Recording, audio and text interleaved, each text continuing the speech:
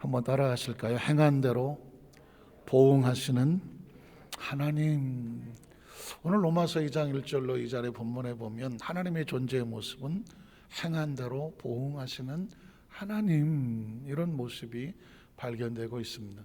1970년대에는 소위 말하는 군사정권 시절, 그때 당시에 외국 노래가 많이 번안이 돼서 팝으로, 포크송으로 많은 청년들에게, 학생들에게 불리워졌죠.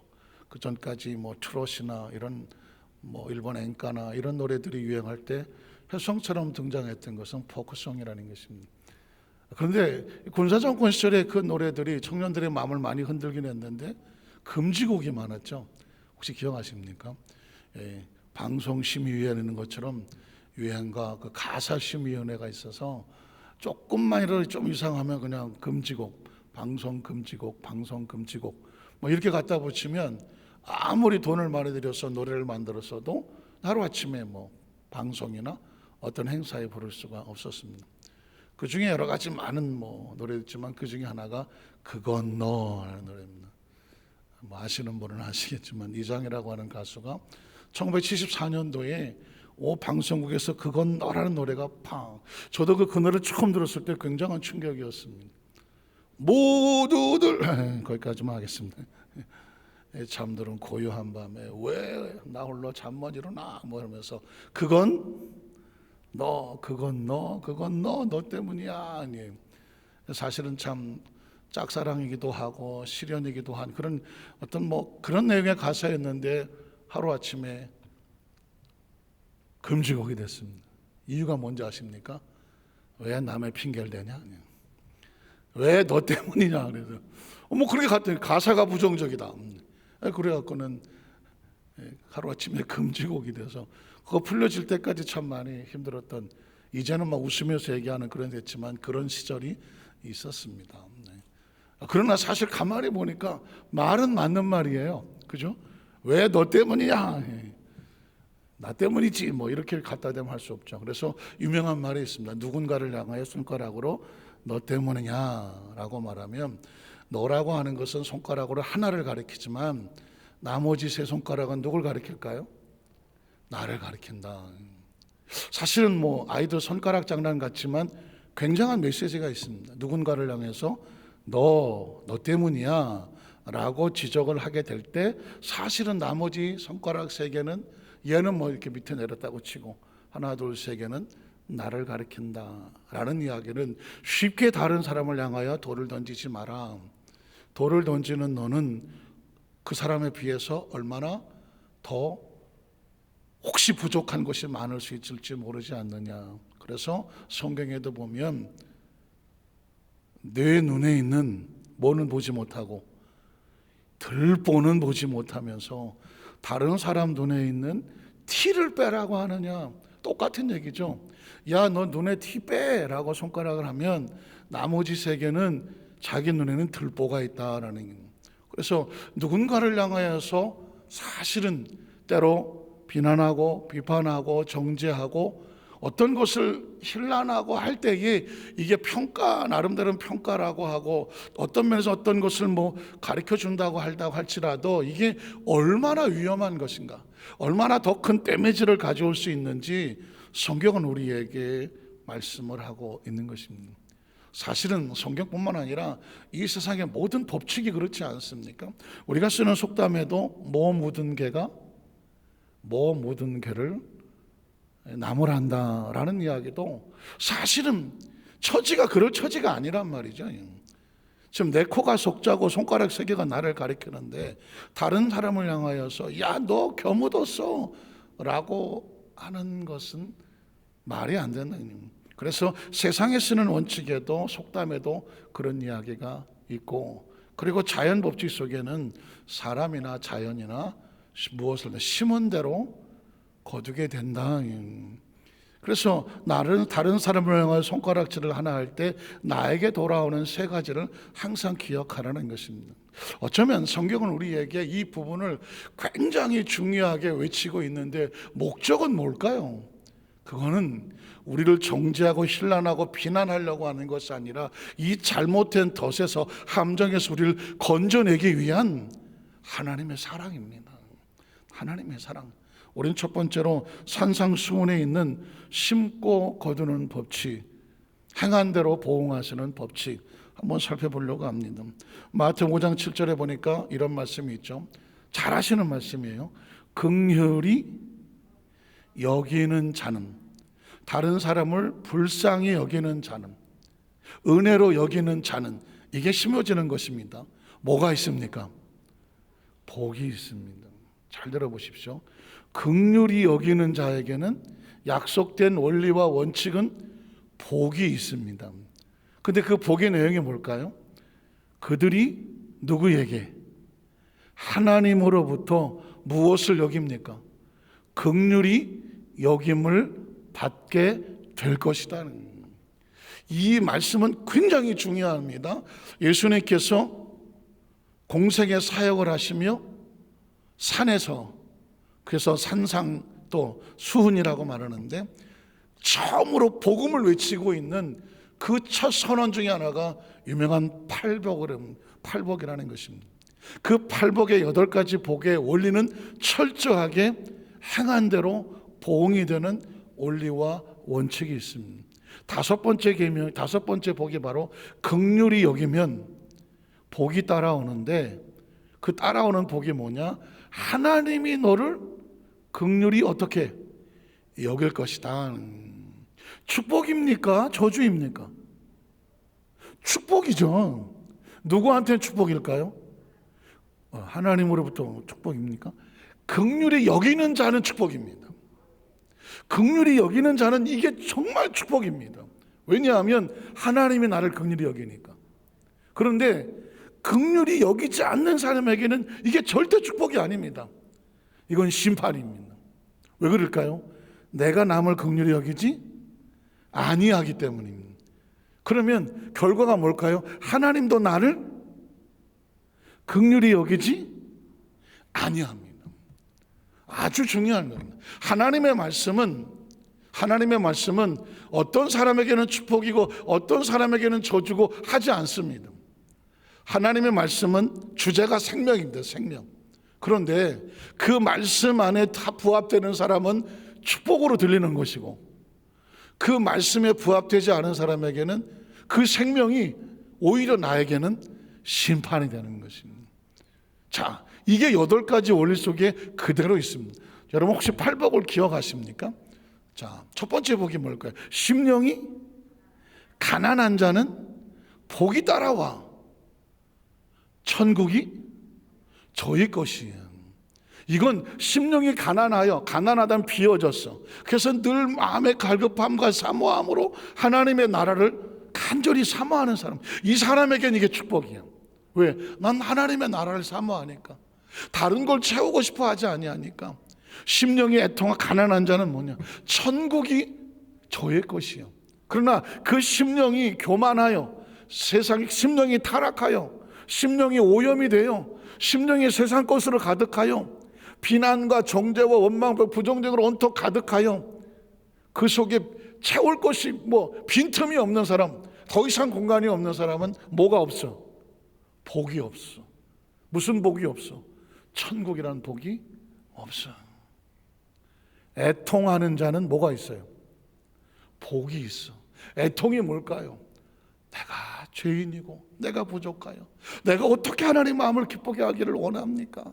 늘 자신이 하는 이 비굴한 애통이 아니라 하나님 앞에 더 간절하게 정말 하나님의 기쁨과 소망이 되기를 원하지만 자신의 부족함을 늘 안타깝게 여기면서 하나님 앞에서 더 은총을 구하고 서로 정말 다른 사람을 더 돕지 못해서 같이 격려 손잡아 세워지기 위한 그 끓는 마음으로 애통하는 거예요. 이런 사람은 복이 있어. 어떤 복이 있나요? 하나님이 그를 어떻게 위로를 해줘. 내 마음에 이런 그 하나님을 향한 간절한 애끓는 마음이 있으면 누가 위로를 해줍니까? 하나님이 위로를 해줘.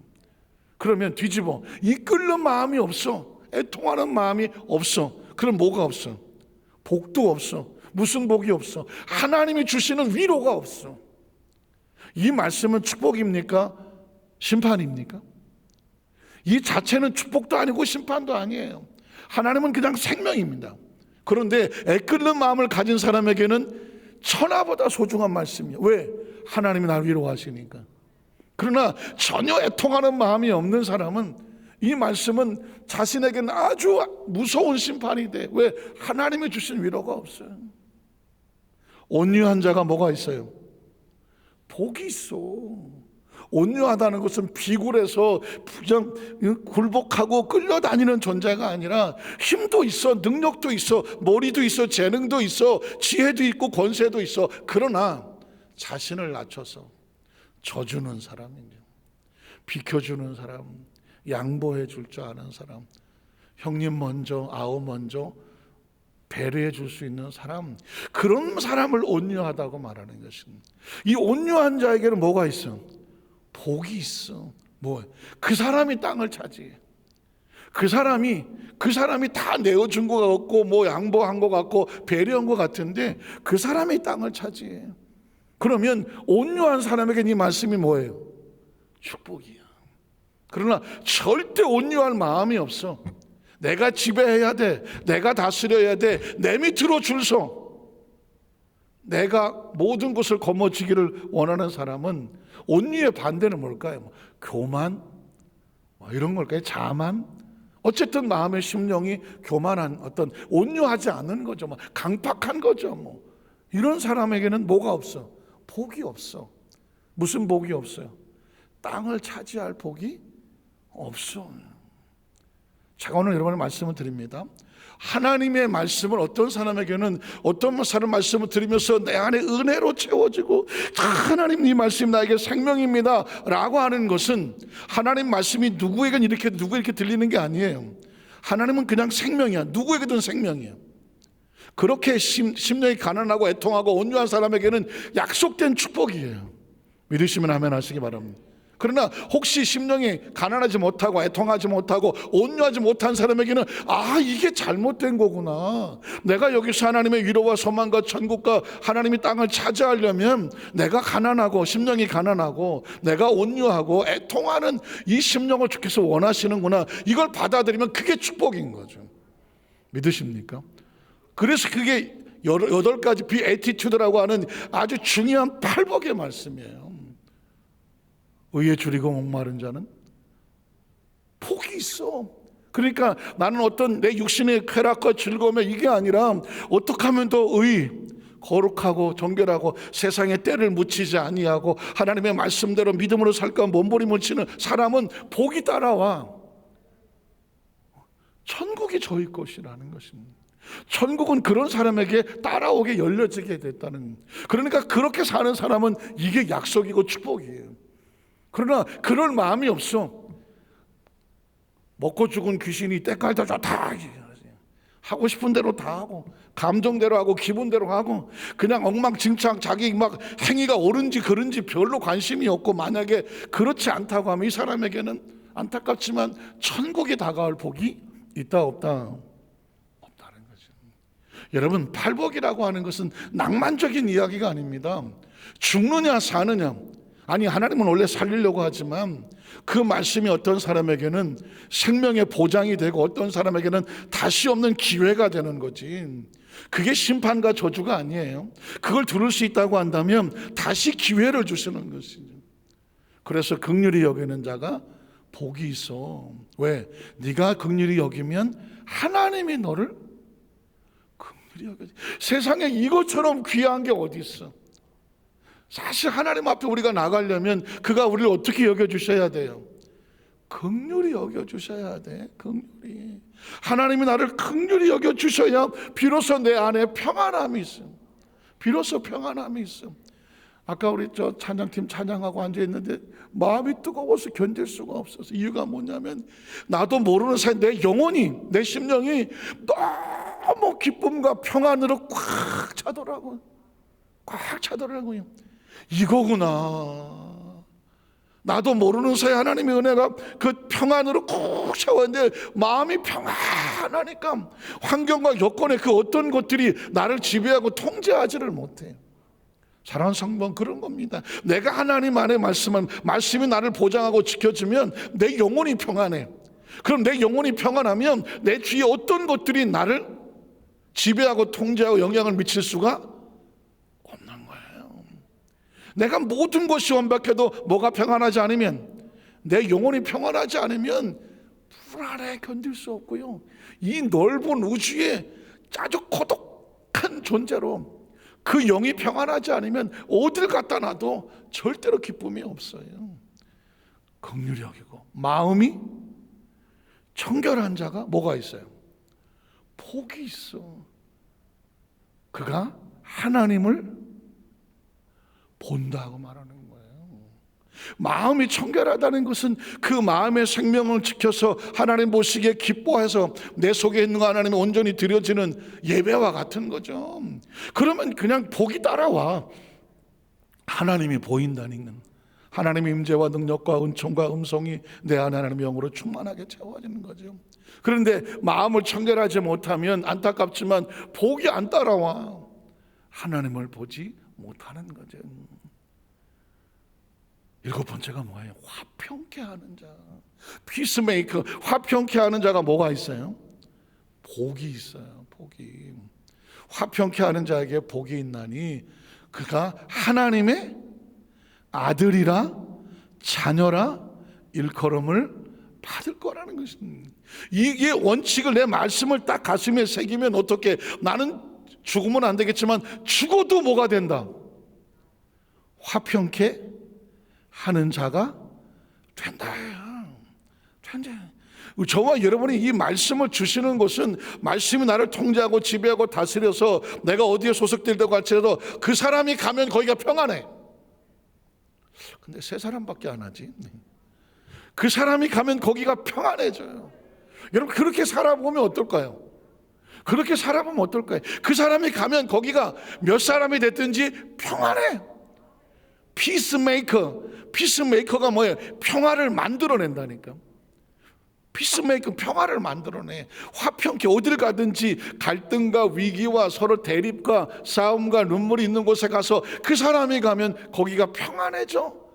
그 사람에게는 뭐가 따라와? 복이 있나니 그 사람이 하나님의 아들이야.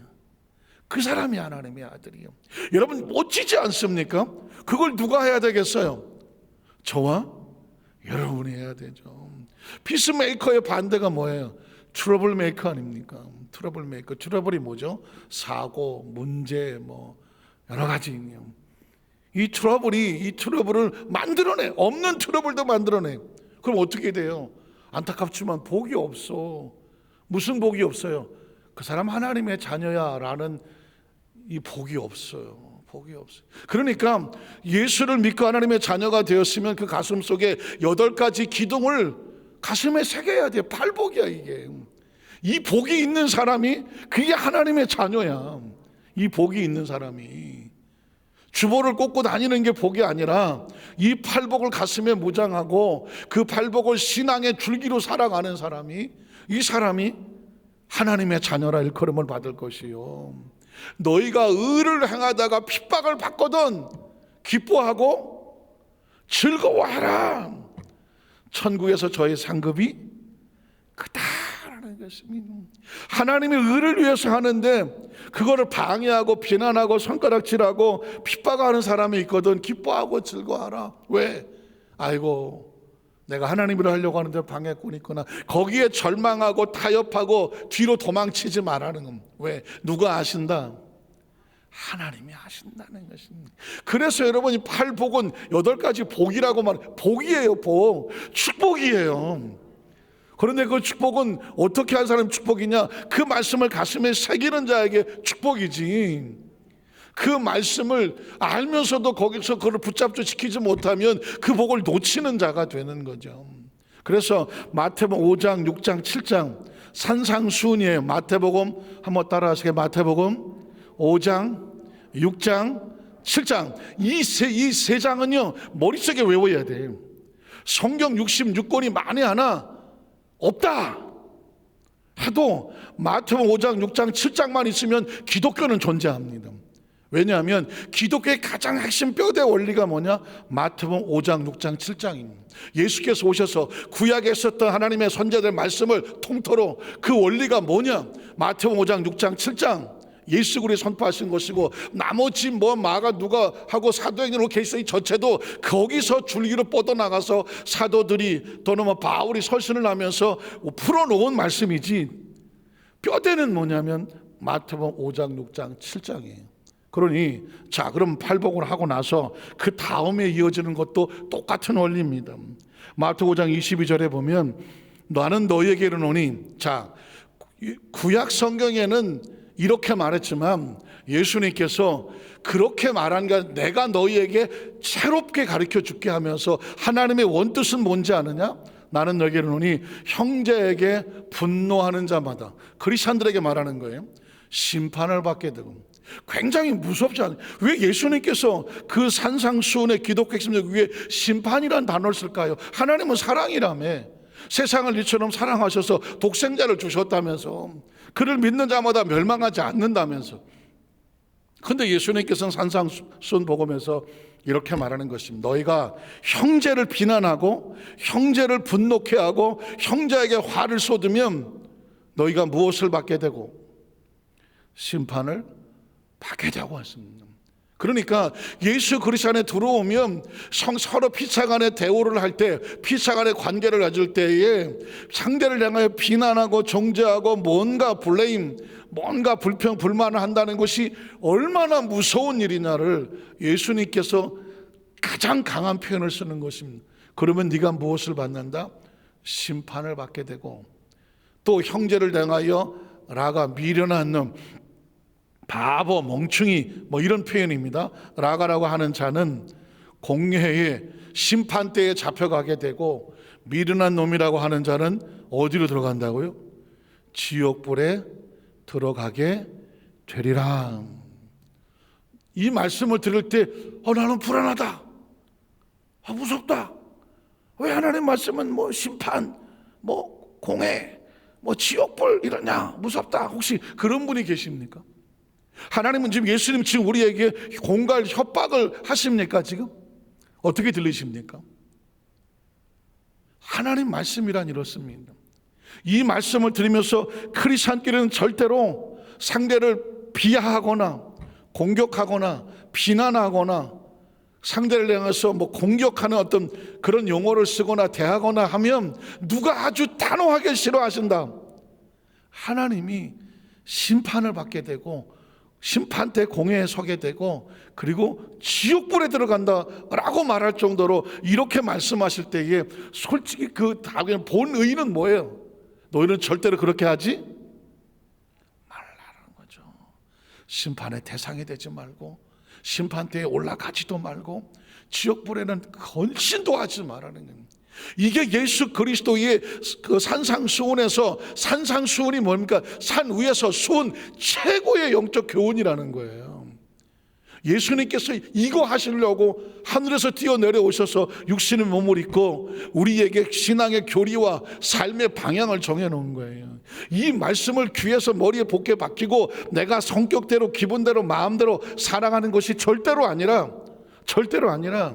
이 말씀을 부여잡아야 심판에서 벗어나고, 심판대에서 벗어나고, 지옥불에서 벗어나는 거예요. 이걸 머릿속에 받고 있는 공동체가 비난할까요? 서로 블레임할까요? 서로 공격할까요? 서로 뭐 비방할까요? 서로 이간질시킬까요? 서로 다투게 할까요? 무리를 지을까요? 서로 뭐 나쁜 소문을 낼까요? 아니죠. 그건 그렇게 하면 스스로 심판대에 가고 스스로 지옥불에 들어간다라고 누가 말씀합니까? 예수님께서 말씀하는 거예요. 그 다음 절에 보면 예물을 제단 앞에 두고, 자, 예배도 마찬가지입니다. 형식 맞는 예배 가지고 예배를 하나님을 속이려고 들지 말라는 거죠. 예물을 제단 앞에 두고 먼저 가서 형제와 뭐 해라? 화목부터 해라. 하나님을 돈으로 살려고 하지 마라. 하나님을 형식으로 살려고 하지 마라. 하나님을 속이려고 하지 마라. 이제는 우리가 하나님 앞에 진짜 하나님을 의식할 때가, 의식할 때가 됐고, 하나님을 인식할 때가 됐고, 하나님 앞에 지금 내가 드려지는 예배가 포장과 껍질이 아닌 내 안에 진심이 하나님의 진심 앞에 내놓아야 되는 그런 신앙의 수준과 경지까지 가야 하는 거죠. 처음에는 뭐 부족하기도 하고 모자라기도 하고 뭐 그냥 이러고 와도 그래 네가 아직 잘 하나님은 인식이 안 되니까, 하나님의 의식이 안 되니까, 하나님은 사랑과 용서라고 그냥 다 은혜를 구하니까 오죠. 그러나 하나님이 인식되고 의식되면, 하나님의 면전 앞이라는 생각이 들게 되면 어떻게 될까요? 내 행동, 거지나 모든 것들이 적나라하게 드러날 것을 정말 느껴진다고 한다면 그 다음엔 조심스럽지 않겠습니까?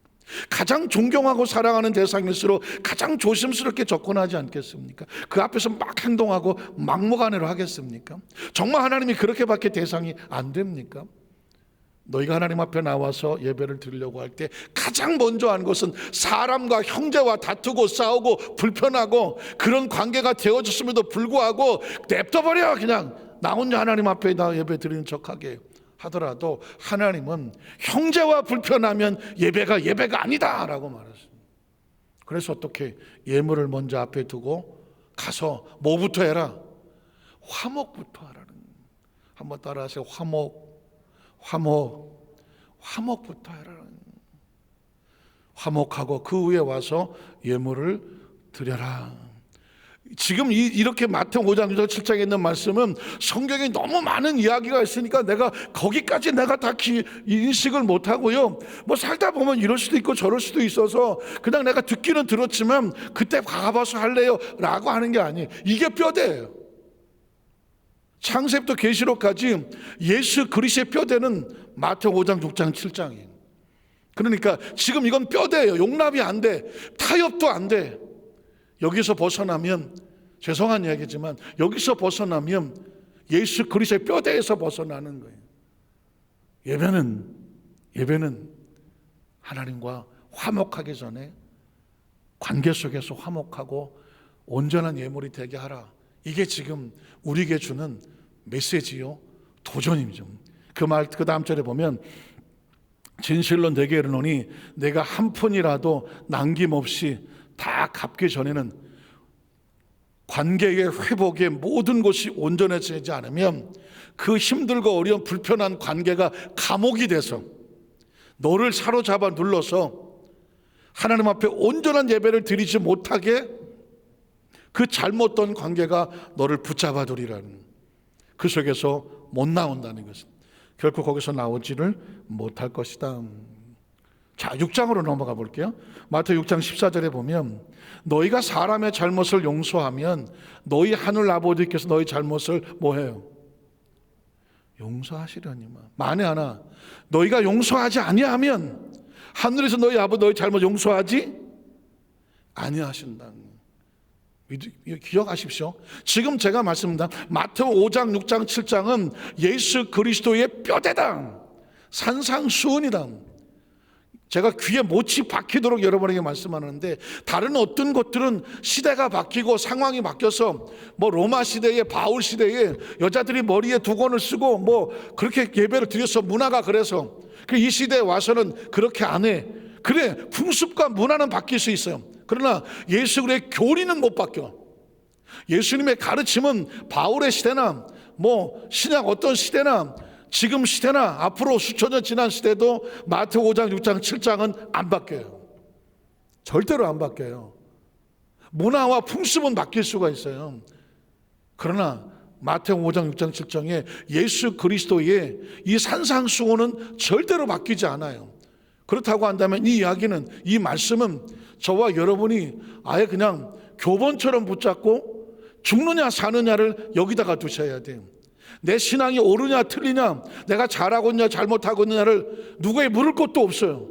마태복음 5장 6장 7장을 보고 여기서 맞으면 그게 축복이고, 여기서 뭔가 나하고 내가 좀 틀린 것 같다고 생각을 하면 성경을 바꾸지 않는 한 내가 바뀌는 수밖에 없어요. 성경이 바뀌지 않는 한 내가 바뀌어야 된다. 그래야 이 성경 속에 보장되어 있는 하나님의 약속의 말씀과 은혜를 얻을 수 있습니다. 너희가 사람의 잘못을 용서하지 아니하면 너희 아버지께서 너희 잘못을 용서하지 아니하시리라. 그 다음 절에 보면 그다음 또 가요. 15절에 보면 또 마태복음 7장 가볼게요. 5장 6장 7장 비판을 받지 않으려거든 뭐 하지 마라. 비판하지 마라. 반대로 비판을 하면 어떻게 될까요? 네가 비판을 누구로부터 받을까요? 하나님으로부터 받는.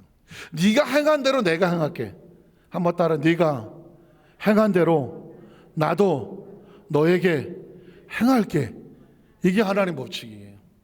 네가 그를 용서하면 나도 너를 용서해 줄게. 네가 그를 용서하지 않지 나도 너를 용서할 수가 없어. 네가 그를 비판하지 아니하면 나도 너를 비판하지 아니할게. 네가 만약 그를 비판하면 나도 너를 비판할게. 그러니까 원인 제공이 누구한테 있나요? 나한테 있는 거예요. 나한테 있는 거예요. 하나님 왜 나한테 이러십니까? 왜 하나님이 왜 나한테 왜 이러는지 가만 생각해 봐. 누가 먼저 그렇게 했나요? 원인이 나한테 있는 거예요. 왜?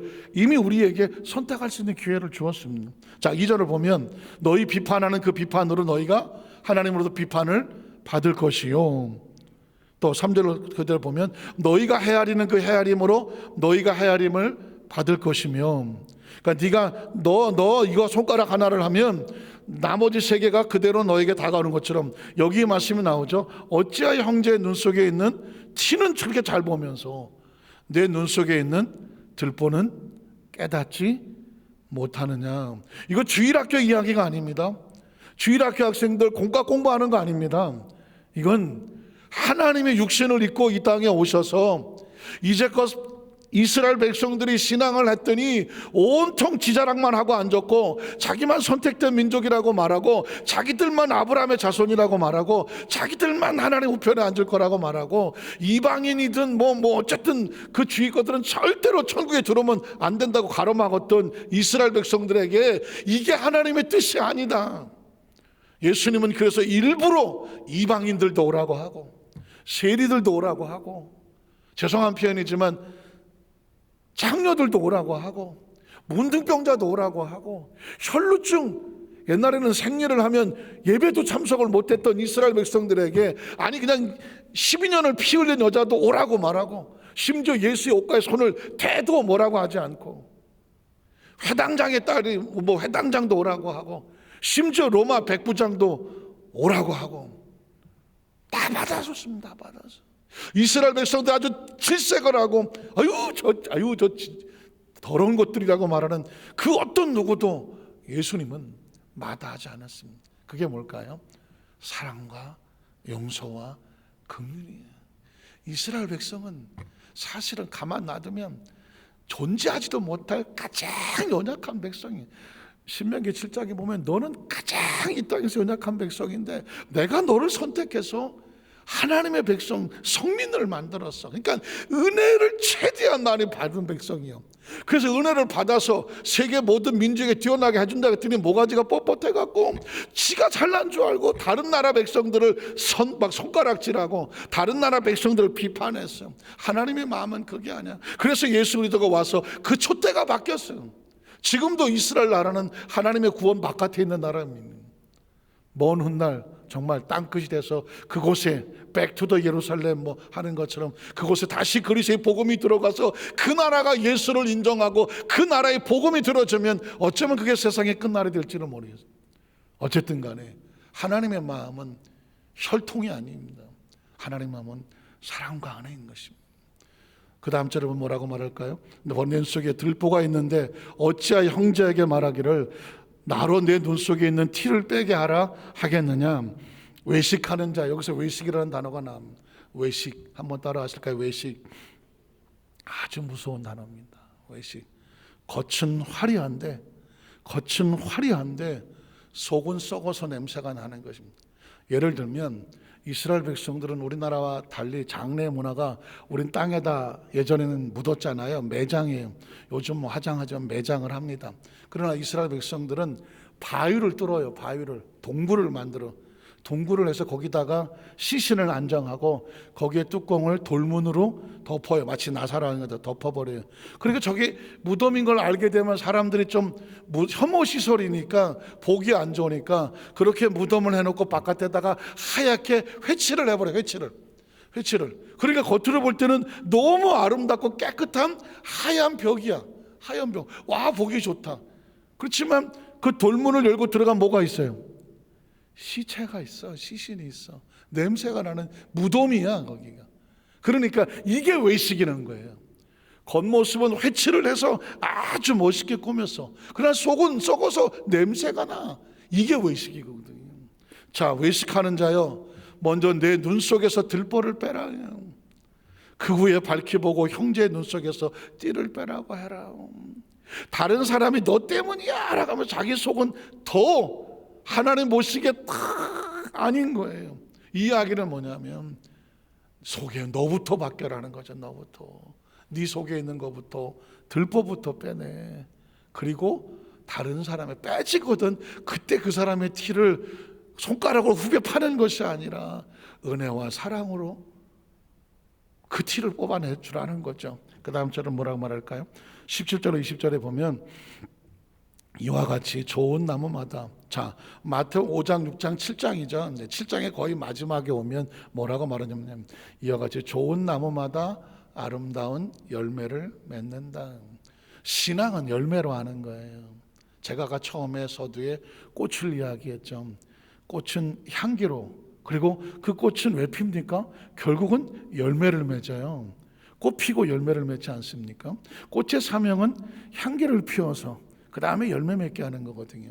크리스찬도 마찬가지입니다. 하나님께 너도 좋은 나무마다 아름다운 열매를 맺고 못된 나무가 나쁜 열매를 맺나니, 좋은 나무가 나쁜 열매를 맺을 수는 없고 못된 나무가 아름다운 열매를 맺을 수도 없다. 그러니 아름다운 열매를 맺지 아니하는 나무마다 찍혀, 아까 심판이란 말을 썼고 심판대란 말을 썼고 지옥 불이란 말을 썼잖아요. 아름다운 열매를 맺지 아니하는 나무마다 찍혀 불에 던져진다. 그러므로 그들의 열매로 그들을 안다. 도대체 나에게는 어떤 향기가 날까? 제가 꽃이 안 돼봐서 모르겠지만 조금 시적인 표현입니다마는 꽃은 자기 향기를 알까? 꽃은, 장미는 자기 꽃잎에서 장미꽃 향기가 나는 것을 알까? 어쩌면 진짜 꽃은 자기에게 어떤 냄새가 나는지를 모를 수도 있을 것 같아요. 향기는 자기가 맡는 것이 아니라 주위에서 맡는 거죠. 그 향기를 맡고 벌이 날아오거나 나비가 날아오는 거죠. 진짜 그리스도인들의 향기는 자기는 일부러 향기를 내려고 하지를 않겠죠. 산상수훈에 말씀처럼 그 말씀을 붙잡고 나아가는데 자기도 모르는데 그리스도의 향기가 바깥으로 나가는 거죠. 그 향기를 보고 저 사람 그리스도인이네. 그게 안디옥 교회 그리스도인들이 그랬습니다. 저 사람들을 보니까 누굴 닮았는데? 누구지? 그 예수 그리스도를 닮았네. 그래서 그리스도를 닮은 사람을 크리스찬이라고 말하죠. AN을 붙어서 크리스찬. 그래서 최초로 안디옥 교회 성도들이 그리스도인이라고 일컬음을 받았다는 것입니다. 저와 여러분을 세상 사람들이 크리스찬이라고 불러줘야 되는 거죠. 향기를 보고. 자, 이게 백그라운드가 되면 로마서 2장에 이제 바울이 하는 얘기가 그냥 읽어내려고 합니다. 저는 이 로마서를 묵상을 하면서 왜 바울은 로마에 있는 사람들에게 계속 무서운 심판과 같은 얘기를 할까라고 가만히 묵상해 봤더니 이 이야기는 심판이 아니었어요.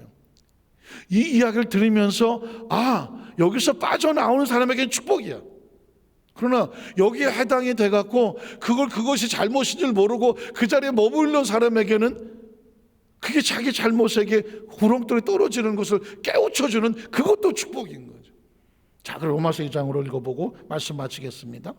2장 1절에 보니까 그러므로 남을 판단하는 사람아, 누구를 막론하고 내가 핑계하지 못할 것은 남을 판단하는 것으로 내가 너를 정죄함이니. 이게 누구의 말이죠? 예수님께서 이미 산상수훈에 하신 말씀이죠. 바울이라고 해서 자기 얘기를 하지는 않습니다. 바울은 구약 성경을 정통한 사람이고 아라비아에서 3년 동안 예수의 복음을 어떻게든지 말씀을 붙잡고 하고 난 이후에 사역을 시작한 사람입니다. 바울은 자기 이야기를 할 수가 없죠. 성경을 근거해서 하나님의 마음으로 얘기하겠죠. 자, 남을 판단하는 것은 내가 너를 정죄함이니 판단하는 내가 같은 일을 행함이니라. 이런 일을 행하는 자에게 뭐가 있나요? 하나님의 심판. 아까 이 이야기는 바울이 만든 말이 아니죠. 아까 산상수훈에도 똑같이 나왔었죠. 형제를 향하여 미워하고 판단하고 나가라 하고 미련 놈이라고 하면 심판대에 서게 되고 지옥불에 떨어지겠다라고 예수님이 하신 말씀이에요. 만약에 예수님이 하신 말씀하고 바울이 말이 틀렸다고 하면 이건 무시해도 돼요. 그러나 지금 이 말은 바울의 이야기가 아니죠. 예수님 말이 그냥 그대로 가죠. 진리로 되는 줄을 우리가 아노라. 이런 일을 행하는 자를 판단하고도 같은 일을 행하는 사람아, 내가 하나님의 심판을 피할 수 있다고 생각을 하느냐?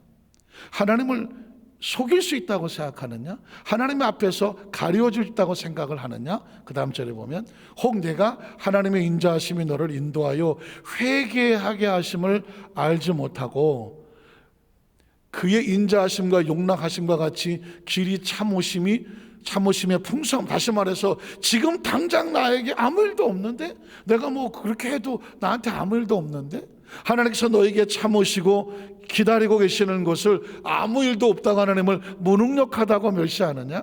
그 다음 절을 보면 다만 내 고집과 회개하지 않은 마음을 따라 진노의 날 곧 하나님의 의로우신 심판이 나타나는 그날에 임할 진노를, 내가 그것을 이 말씀을 듣고도 돌아서지 아니하고 계속 거기 머물러 있으면 무엇이 쌓인다? 진노의 심판이 쌓여지게 되어진다. 그래서 6절로 8절을 마지막인데요, 하나님께서 각 사람에게 그 행한 대로 뭐한다? 보응하시되.